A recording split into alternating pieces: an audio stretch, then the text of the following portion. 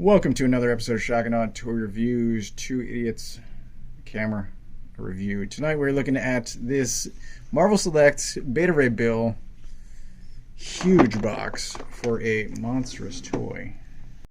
Yeah, 4.5 hammers. Like, subscribe, comment. Why did you get a Marvel Select?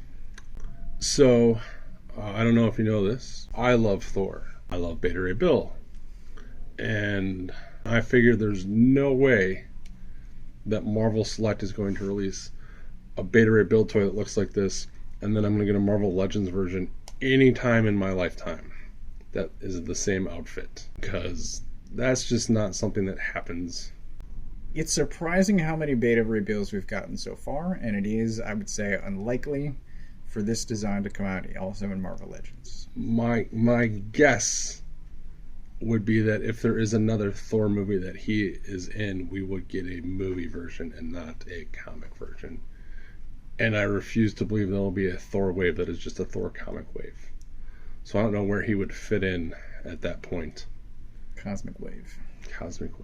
So anyway, I bought Marvel Select because I do have some Marvel Select. I love this design. I believe it was Nick Klein who made it. And then Daniel Warren Johnson made it epic, or vice versa, or combined, or they were the Nick Klein Beta Ray Bill stuff and the Daniel Warren Johnson Beta Ray Bill stuff were happening roughly the same time. Yeah. So in the Thor comic and Beta Ray Bill's own series. yes. So I bought it because of that. I love Beta Ray Bill. I love Thor. I love this is one of my favorite. Like this is close to topping the original design as you're gonna get, in my opinion. Simonson. Yeah, it is. It is evocative of Simonson's design, yet it takes it a step further in a different direction. Right. And it works. And yeah, I was hoping against hope that he wouldn't be this big. He's huge. He is huge even for Marvel Select. But anyway, I got him. I had to wait a week to open him up because what I noticed, and this is such a Burke thing, and this will lead into paint and sculpt. So here's his beautiful horse-headed noggin. So I've now seen 9 of these up close, and all 9 of them, this head crest piece, are located in a different position on his head. Oh. And his helmet. So this point of his helmet, on the first 6 I had, there was one that was straight in the middle, and then there were 3 that way and 2 that way over the eye. Yikes. And then this top crest piece, depending upon where those were positioned, was either turned or and the one that was straight on, as much as close as this one is, had a giant paint scratch on his nose. So this is the best out of them, in my opinion. I have a different problem with the paint. What is your problem? That the blue doesn't continue right there. It's atrocious. But you could solve it by bending the elbow. Yeah. Or painting it. Or painting it. Don't mention, because Berg will mention it, the elbow joint doesn't match the bicep paint either. I wasn't going to mention it. Okay, and then of course the one with my favorite or my least angered headpiece has a scuff on his chest as well. That would be the reason to paint it. Yeah. Fix the scuff. Yeah. And the gold trim isn't exactly up to. Usually Marvel Select have great sculpt, great paint, and terrible articulation. Yeah. Or subpar. And he is very heavy. The sculpt is good, if not great. Everything that is in the artwork is there. There is a weird feathering effect that mostly works. Looks good. I wish it had continued up a little bit more in spots. The cape is actually done really well. It is very impressive. This should be dark, it's dark. This should be dark, it's dark. This should be white. Yeah. Well done. Take note, Todd. Yeah. And he does have good paint back there, but he has one of the thickest, heaviest, clunkiest capes of all time. And just in case you're wondering, this is one giant piece of plastic. Honking, yeah. As with a lot of Thors and Beta Ray Bills, their design is not at all toy aesthetically. They're very Watchmen-esque. Boop. We need to get these guys when they design stuff to think, how is this going to work in a 3D toy for Rick to play with? So yeah, it's all there. Could it be better? Yeah. Could it be worse? Yeah. Am I disappointed? Yeah. Has there been a Marvel Select price increase? No. Really? Correct. He is $30. Holy cow. $29.99. He might even be cheaper. I don't know what Disney prices their Marvel Selects at, but you could probably go to the Disney store and pick them up. That is a super nice price. So yeah, they have been $30 for, I don't know, 5 years now. Yeah. But it is still 30, and there are ones after him that have been ordered that are still 30 as well. So they'll be 30 into 2023. That's awesome. And whether you get this giant guy or little Loki, still $30. So he is actually one of the most well-priced value, bang for your buck. I mean, he is a giant, huge figure. For sure, yeah. He's articulated somewhat. He has head articulation. Is a ball joint, but because of his giant crest that hits the back, he can't really look up or down that much. He can look side to side until it hits his cape, or his jaw hits his cape. He has ball jointed shoulders that are super restricted by his unmoving shoulder pads and giant cape. He has single jointed, ratcheted, super tight elbows that get you 50 degrees. Also bicep swivel? Bicep swivel, yeah. And so he has elbow, bicep, and elbow. Yeah, whatever. All right. And then he has side-to-side wrists. He has a torso joint, but because his just like Galactus, belt is attached to his shoulder pads, like he can turn in it. The belt isn't attached, but it is so tight around his waist that, you can still get some movement out of it.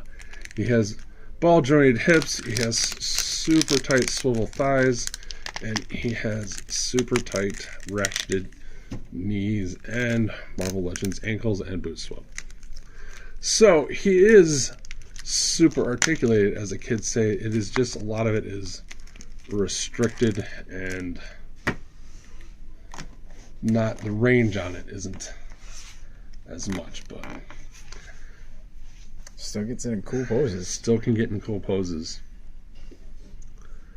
And his elbow joints, I want to point out, I did mention already, they're crazy tight, and they were crazy tight after I hit him with a hairdryer because I couldn't move them because they're so tight ratcheted. It was like, I was afraid I was going to break it. And it's the first time I was afraid I was going to break a Marvel Select toy ever.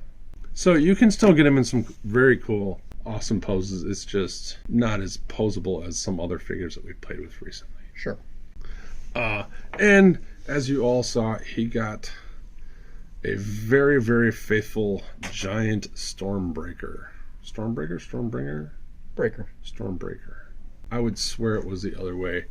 And then there was a reverse Mandela effect. Like, I thought it was Stormbreaker forever, and then like the miniseries came out, it was Stormbringer, and then it went back to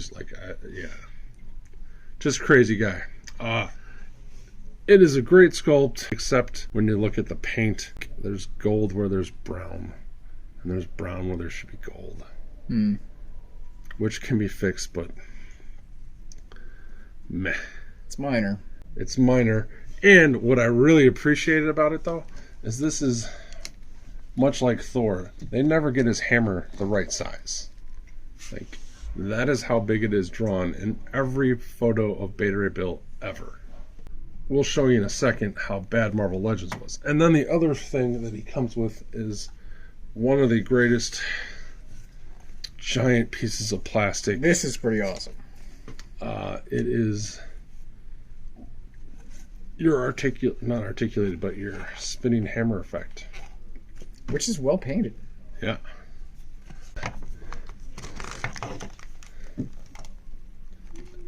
Yeah. Oh. Well, okay. Yeah. That looks awesome. So, he is a fantastic shelf piece. You can get him in an awesome poser too. But yeah, it is just as tight as this is, as loose as that shoulder is with that giant, like it is heavy. But it looks great. And once you get it in a pose you like. Yeah. They did the same thing for the Marvel Select Jason Aaron Thor. It's awesome. Those are the only accessories? Those are the only accessories he comes with. Okay. Not bad. Not bad. The only other thing I would have liked, maybe another hand, but I don't need it.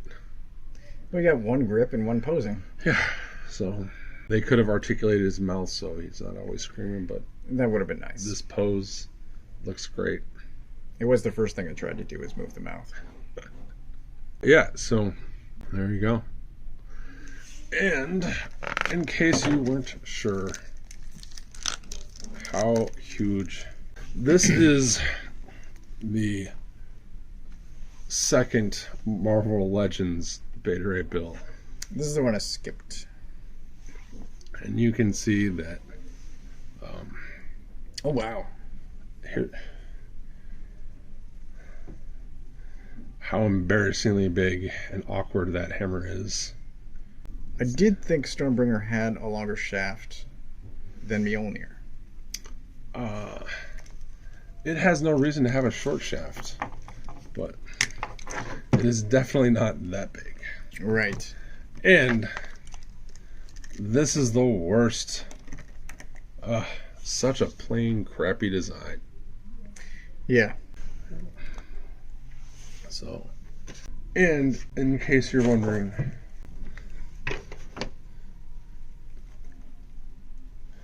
so that's a 7-inch NECA. Yeah, he is a big suckwidity, as my father used to say. Getting all kinds of words tonight. Yeah. Final thoughts? What did I say at the beginning? 4.5? Yeah. I'm going to drop it down to 4. He is a tremendous shelf piece. He's got a few paint issues that drive me nuts. And he's just out of scale with anything I'm going to put him with. Too bad you care about scale. Too bad. I'm a normal person. I'm also going to say 4 hammers. He does look great. And as long as you're okay with the limitations, I say get it if you're a fan. If you want a Beta Ray Bill. If you're into Marvel Select, $30 is hard to beat for this. Oh, man. Wow. That's right. All 3 of these guys cost, or which guy cost the most? That Loki. guy. 31, 25, and 30. That's insane. And they came with Build-A-Figure pieces. But yeah, it's gonna get the job done. For sure. Man, now I really want to buy that Galactus. Make him look small. I think he's gonna fight Morgan. Morgan's gonna be this little tiny dude. So yeah, Beta Ray Bill, everybody. Solid toy with some issues. Yeah, he's solid, all right. He's a brick of a toy. Yeah. Thanks for watching. This ended awkwardly. Comment, like, subscribe. If you can beat Yarmo or Winston to the first comment, we'll give you a shout out in one of our videos. All right.